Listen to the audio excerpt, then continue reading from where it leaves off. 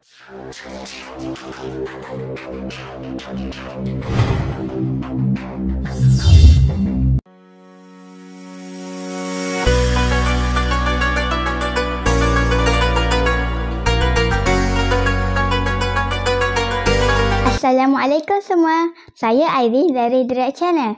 Sempena Ramadan bulan berkah, marilah bersama-sama kita mengaminkan doa hari ini.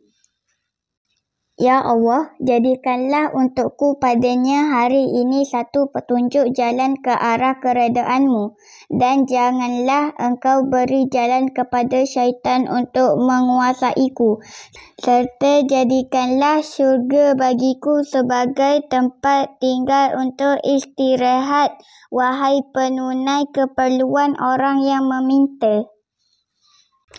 Semoga doa kita semua dimakbulkan Allah. Amin. Sekian, saya Airy dari Direct Channel. Bye.